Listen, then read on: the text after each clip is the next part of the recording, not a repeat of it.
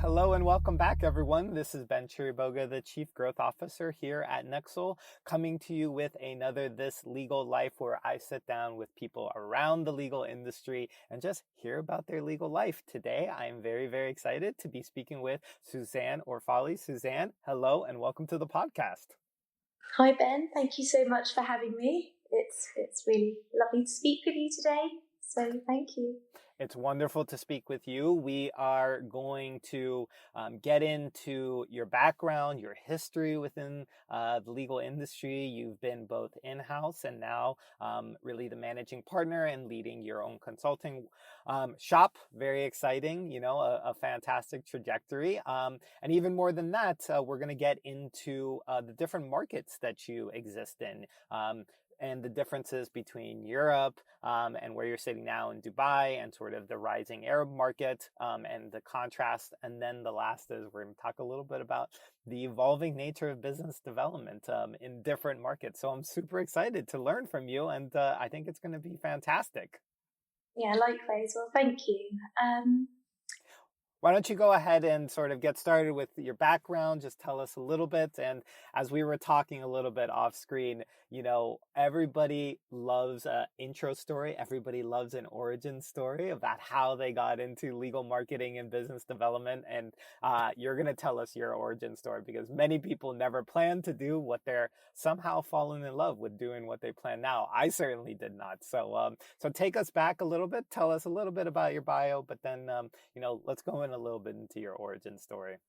Absolutely. So, I started off actually studying a law degree, and quite soon after decided I wanted nothing to do with the profession, and quickly went and got myself an MBA and worked in financial services, only to find myself here today as a law firm business development consultant.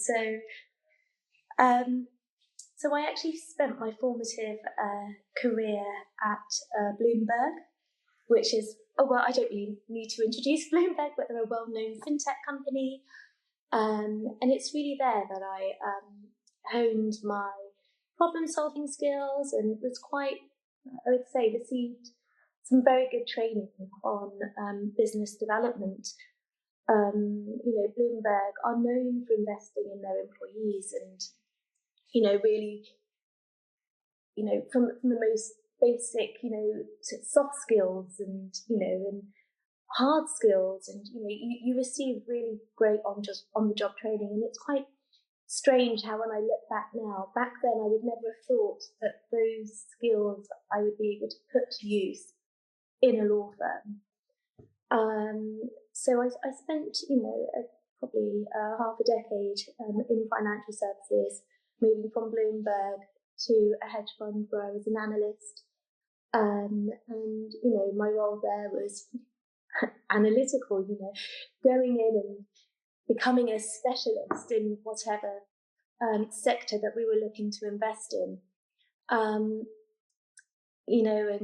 I mean, this was around the 2008-2009 recession, where I then was at a crossroad and was visiting my sister in Dubai, and she said, well, why don't you get a job out here in Dubai? And I said, well, what would I do in Dubai? And she goes, work for a law firm. She's a lawyer. And I was like, and do what for them? I don't want to be a lawyer.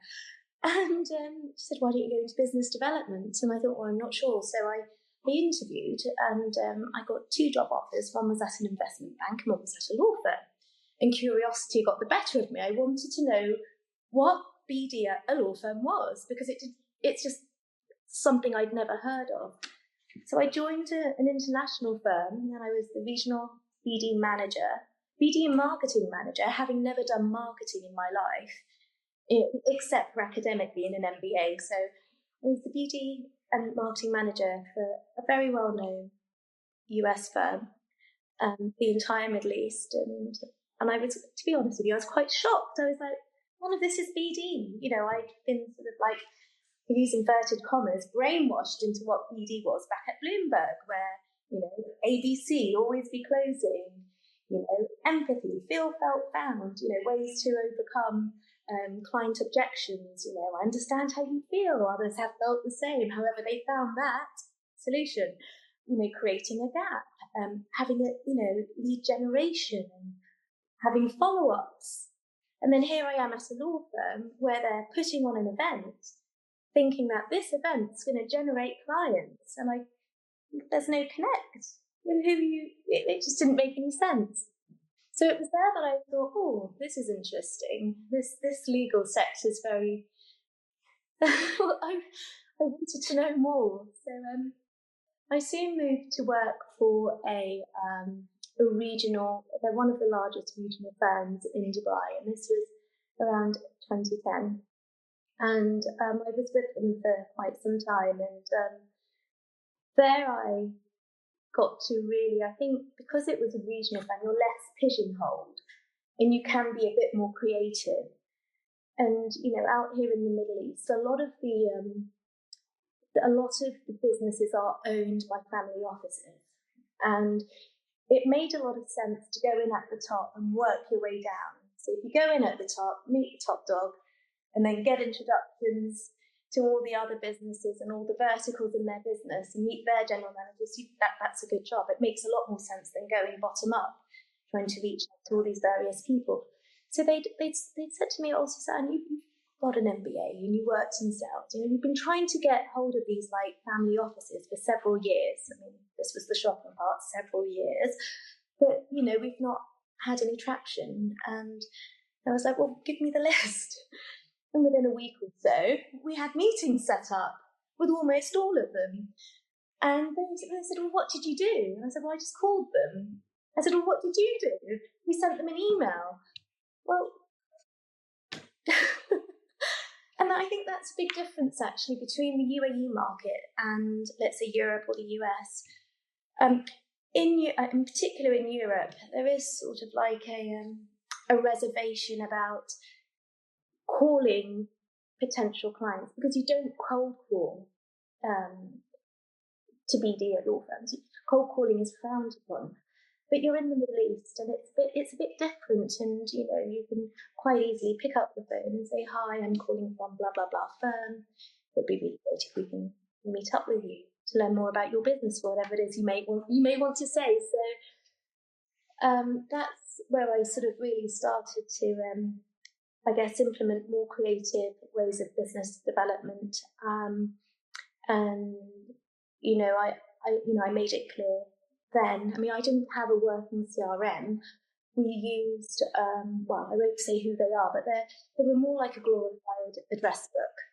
It's like we had all our contact lists, but there was no sort of like next call date field. There was no field where you could input sort of what interaction you had. If you're a lawyer, you would want to, coming from Bloomberg, where CRM was, was like God, if I should say that.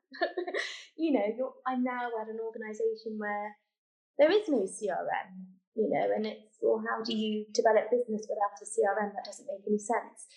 So from there, I sort of built a makeshift CRM with a makeshift dashboard in Excel. And I had a list, I did what I call mapping my universe, which is for any particular sector, mapping who the key industry players were, and identifying who the clients were and who my prospects were. And then you go into the task of figuring out, well, who are my number one prospects and who are my number three, and that was based on relationship strength, and moving on from there, I moved back to the UK and worked for a US firm where I actually took, I guess I'd call them my creative BD approach one step further, and started creating new initiatives, which, I was actually the sort of like the BD lead for London, Europe, but, we sponsored a lot of events in the US, and my chief marketing officer would often ask me to lead on events in the US or to apply my strategies to the US, because they were different and they were actually generating business, So, and I guess from there on, I set up Autem and became a law firm business consultant. Um, So I love this story. So you brought us up to date. Let me ask you a couple of questions before we get into Autumn, because now Autumn's going to sort of, what I'm getting is has become a platform for some of the more creative business development that you've arbitraged, another great word, arbitraged into the legal industry. yeah, Let me ask you, during this period of time, you're bringing in these creative, more forward, more proactive business development. Tell me about how the results were there, of course, but it clashed a lot with the pervading culture that's still fairly pervading today with law firms per se. Can you tell us a little bit about how you navigated during that period of time, or what you were learning about navigating culture specifically within law firms? Of course, you were lawyers, and had those sort of credentials, but you were arbitraging lots of non-legal culture into law firms. How did you yeah. navigate this? How did you think about this? And what were some of the bigger eye-opening things that you found, sort of like pushback, and maybe that you still find today? And then we'll get into Autumn, and we'll get it a little bit into the Yeah. work that you're doing, and talk about more creative business development, and I'd love to hear then after where you think firms are really going to go now that we Yeah. have a sort of she shift. But tell me a little bit about, bring me back to that period of time and how you started to navigate, because it must have been a lot of pushback, at some points Oh, in there time. was. Oh, Yes. yes. Well, because an element of business development is sales, and sales is dependent on next steps and maintaining momentum. But then you've got lawyers and partners who are engrossed in instructions and doing billable work. And you've got to somehow navigate them away from that and say, you need to follow up with this potential client, because to close business, you need to do follow-ups. So there was that hurdle.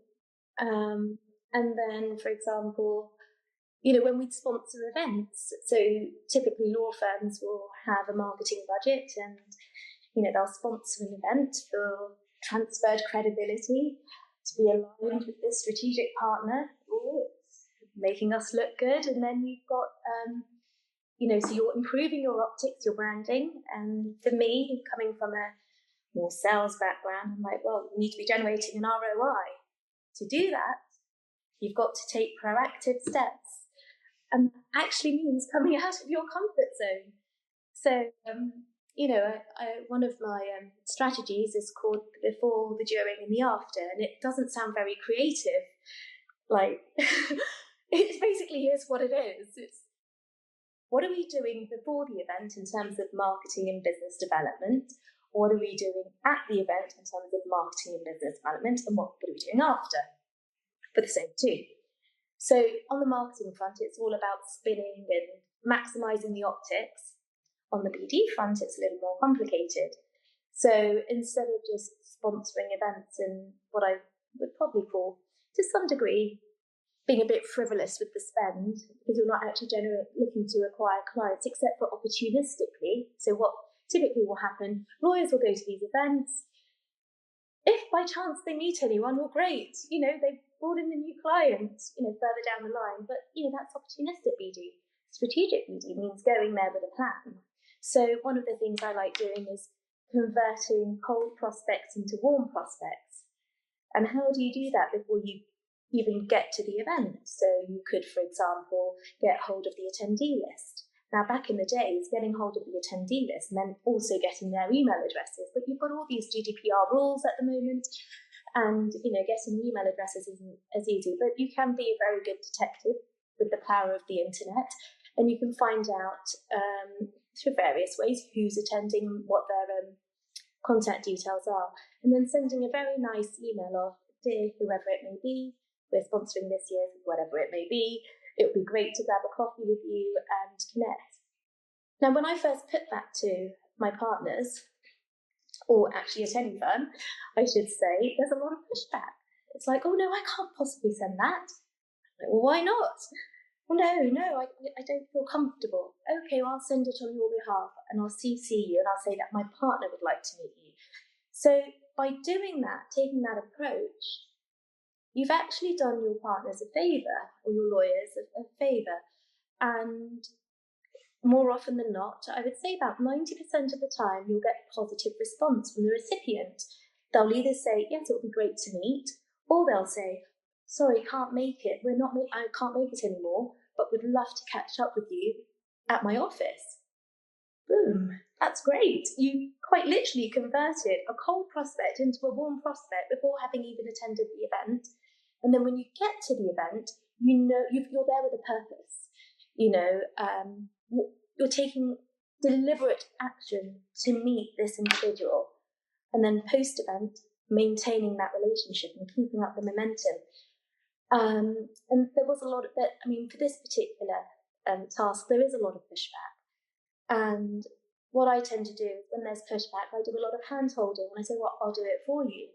And then when they get to the event, again, to make their life easier, I probably don't use the best terms, but I put together what I call a stalker list, which is quite literally images of who they need to meet and their names and what they do, and it's on their phone. So, psychologically, your lawyer is in a comfort zone. You've made it comfortable for them. Not all lawyers are extroverts. There are many introverts, and you need to work sometimes with various characters. And, if you want them on board with your strategies, you need to sort of work with them in a way that works for them. And then when it comes to follow-ups, of course, you need to help them manage their follow-ups, because that's not a priority for them. Their billable hours are a priority, and getting their client matters done in time. So I guess that's one way, I've dealt with pushback is, by, hand holding, and also aligning with the lawyers that are more that are more willing to participate. And then you find that those that are less willing to participate become more willing to participate when they see the results. Especially working as a consultant, it's really important that I generate impact and I'm making a difference and people can see the difference. And quite often I'll have, lawyers at the firm come to me and say, oh, since you've joined, everything, this is so much better. We actually have a purpose in a way. We're seeing the outcomes of what we're doing, and that's quite nice. And it is quite tricky because, at some law firms, there are lots of old dinosaurs that are so set in their way. And you get that in GCC, like in the jurisdiction that I'm in at the moment. You get law firms that are stuck in their way and that they think that the work's going to come to them because they've been operating in the market for, 40 years. And it's like, well, the market's getting quite competitive. And if you don't up your game, someone else is going to come in and sweep your clients away from you. So let's, yeah. I love the story, and it's I especially resonate with the idea of showing results, right? Because there's always a sliver of people that you can get buy-in to. It typically is in a normal distribution curve, it's probably 10 or 15%, but those 10 and 15% tend to be able to produce very large results, especially whenever the vast majority is still doing what they want. So results definitely speak, and I think that's fantastic to take away and think through that. Bring me up to speed now with your consulting practice and tell me a little bit about what's interesting and hopefully maybe some of the different methodologies that you're doing, maybe some of the type of clients that you're working with. And if you could, bring in the idea that you're really existing in these two different markets at this point in time. And you and I were speaking before about the difference and how these markets are kind of evolving at the same time. So tell me a little bit about the consulting practice and how things are going now. So the consulting practice was founded originally in London, but I now have an office as well in Dubai. I do a lot of work with local firms out here. By local, I mean regional homegrown firms, both across the MENA region, actually, not just the UAE. There's actually a huge difference in the type of work I do in Europe versus in the GCC. In the European market, it's working with established firms that are typically trying to grow a particular practice or establish let's say, an office in a foreign jurisdiction, like if it's a US firm establishing in the UK, I do also work with litigation funders, and I work with a very, very good funder that's based out in Paris, offices in London and Singapore, and helping put them on the map. That type of work is quite different to the type of work I do in the GCC. And in the GCC, I'm typically working with regional firms, and I guess I call them transformation projects, because I'm trying to transform how they're perceived in the market, and I'm transforming how they operate. So the thing with GCC law firms in particular is, they have the local intel, the local knowledge, but they aren't.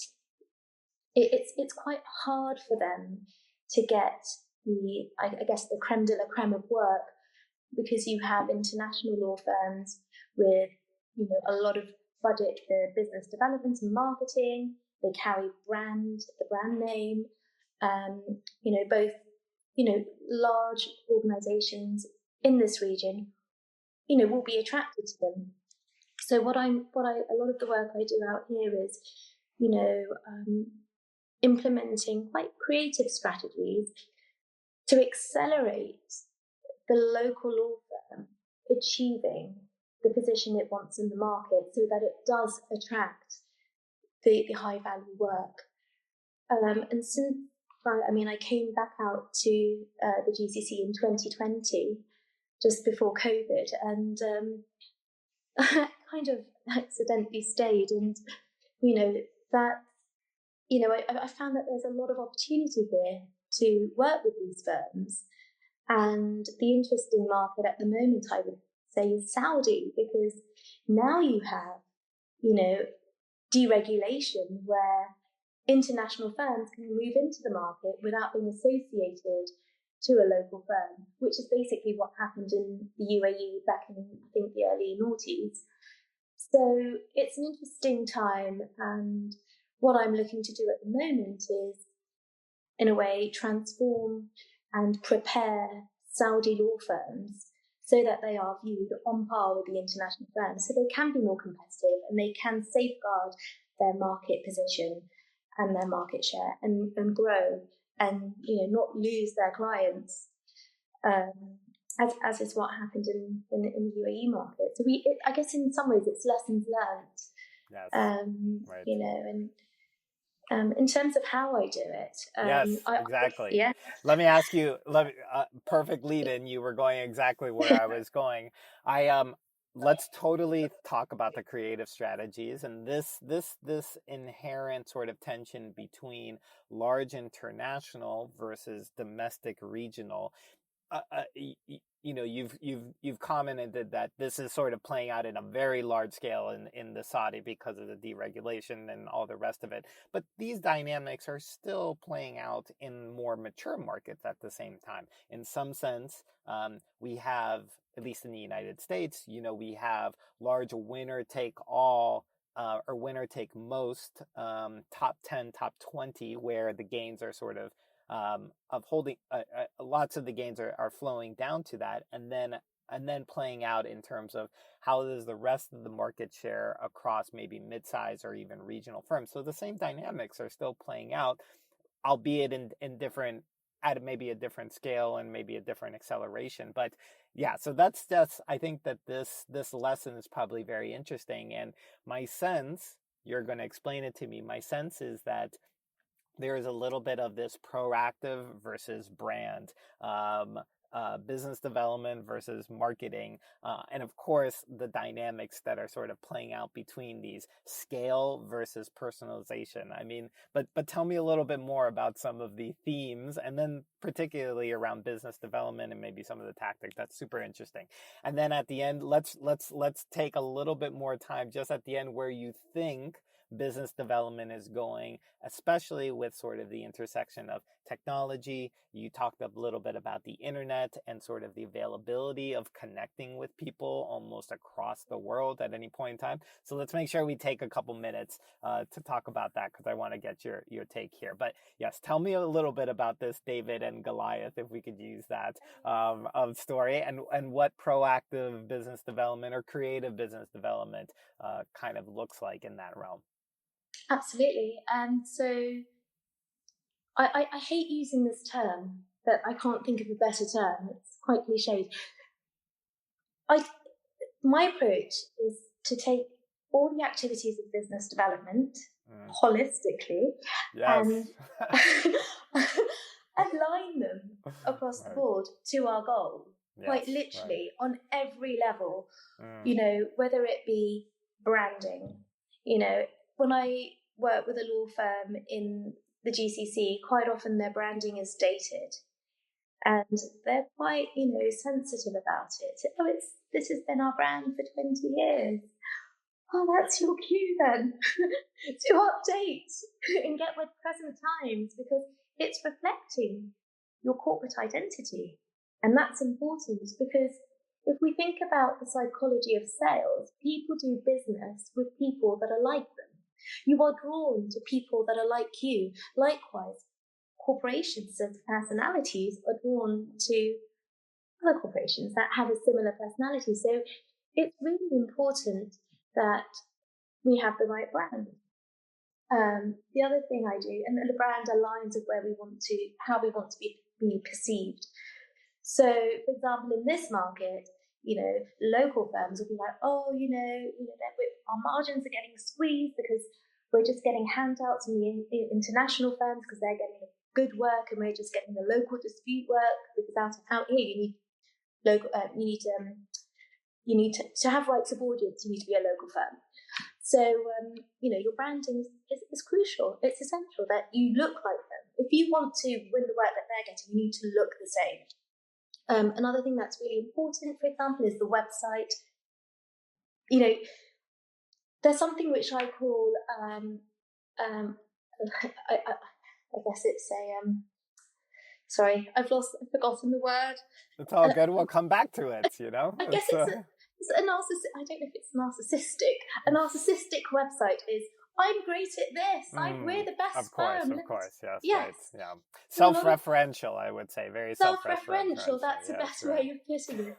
So a lot of firms out here will have that sort of like style of website. Whereas if you look to the international firms, they're not saying what they are. They're proving it with their thought leadership, with their knowledge. It's like, here's a publication, and it's quite sophisticated. When we look at the marketing in terms of the publications they produce, they're sophisticated, they're diverse.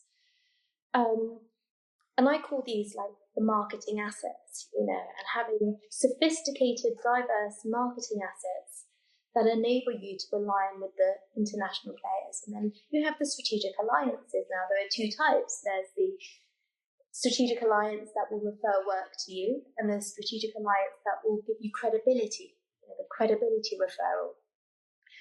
How you deal with your clients, having a client strategy, client retention, having a key client program, having a hook strategy, something I learned at Bloomberg, getting them hooked on you.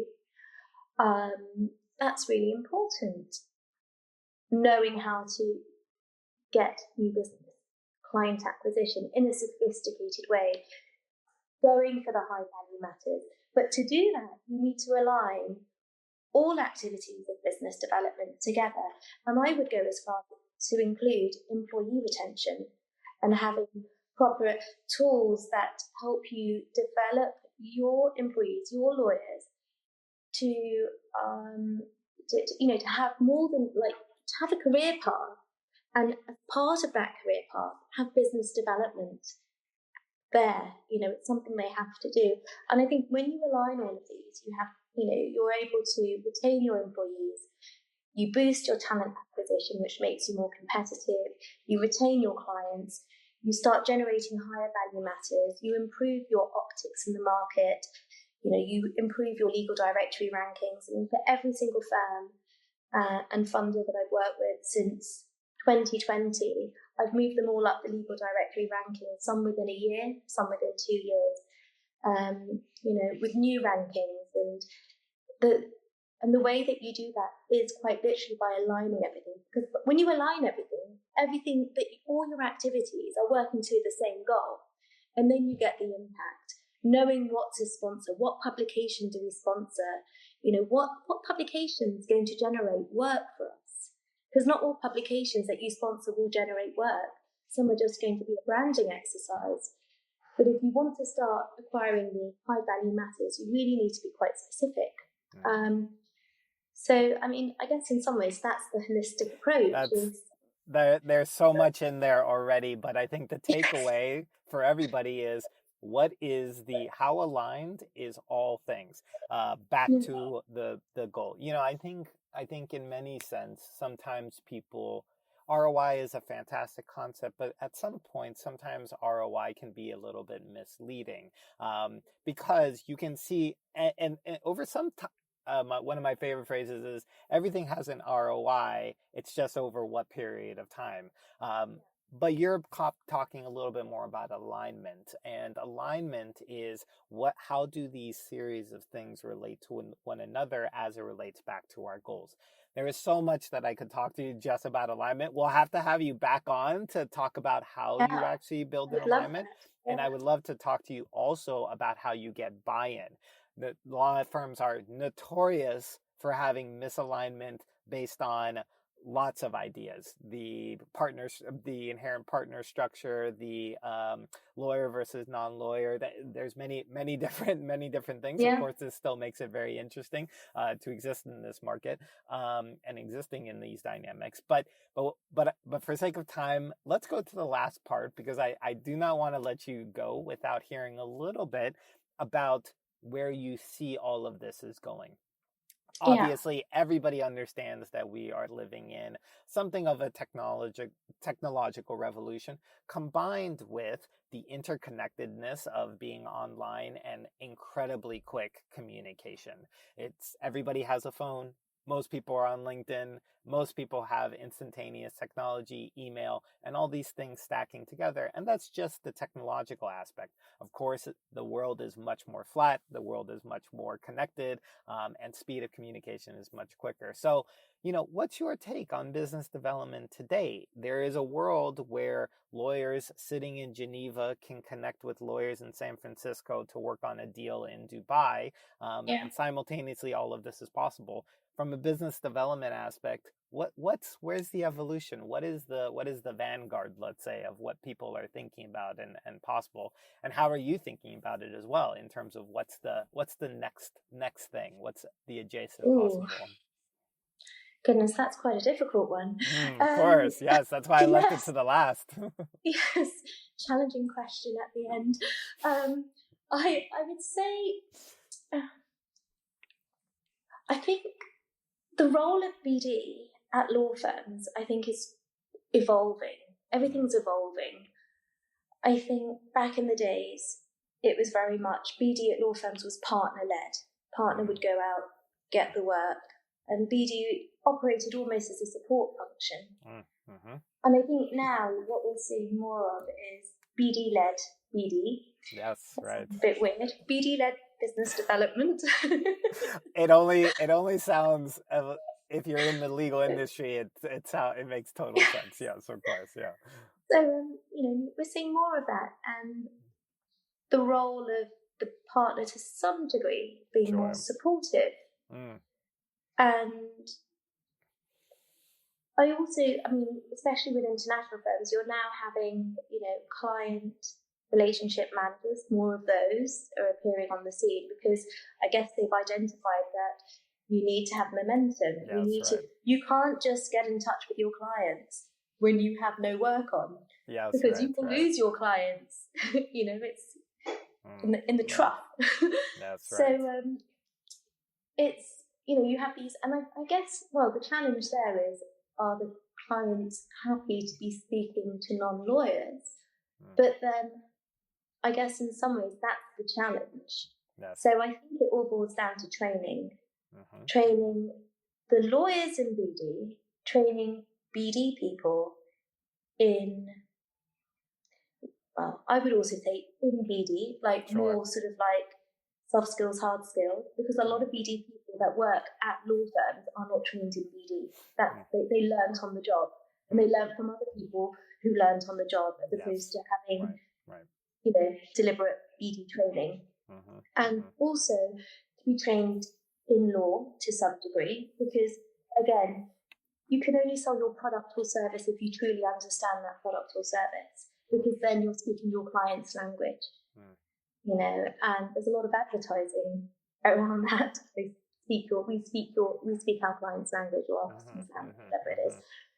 So, and I think in this sort of like borderless world, I think the role of BD becomes less tunnel and less sort of pigeonholed, and it becomes more dynamic in so many ways, because it's not just a case of developing, let's say, strategic alliances in one particular region. You need to get out there.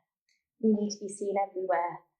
And there are actually various platforms online which I use to help increase my clients' reach, because what I've recognized as well, even from being out here, is, for example, our thought leadership, thought leadership of my clients are read in the US, in Europe, in Asia, in the GCC, India. It's being read all over the world, and that says something. Yes. And I think it's really important to have a wide reach and to think 360 as opposed to just, I'm in this jurisdiction only and I'll only operate in this jurisdiction. It doesn't necessarily work like that. But yeah. Yes. Brave new world, certainly. It's so very exciting to be here. I totally agree with you. The rise of BD-led BD, of course, a little bit of a paradox to anybody outside, but certainly an evolution in thinking here in this industry. Certainly very, very exciting. I want to ask you one last question. If somebody, quick take, 1 minute, if somebody was starting fresh today, entering as a BD person inside a law firm, what would be one piece of advice that you would give them, considering, where you've been and everything that we've talked about today? The first I would say is listen to this podcast, but what would you say? I would say challenge everything. Yes, right. I love it. And I mean that, because that's kind of what I did. And because there were holes. Yes. And, don't be afraid, be the linchpin. Be the linchpin. Challenge everything and be the linchpin. The ground is shaking, right? And things are realigning themselves. Suzanne, I've had such a good time talking with you. I could probably talk to you for another hour. We are going to have you back on to talk a little bit.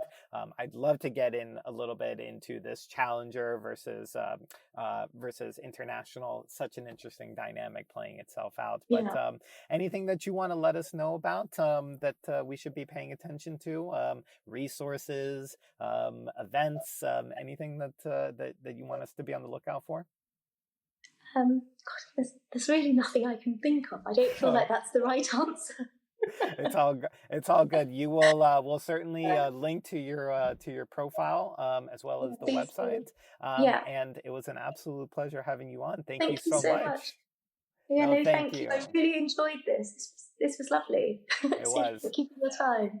No worries. Well, thank you everybody who's listening. I'm reaching out to you, breaking the fourth wall and saying hello. If you like this podcast, make sure that you subscribe. We'd love to hear feedback from you.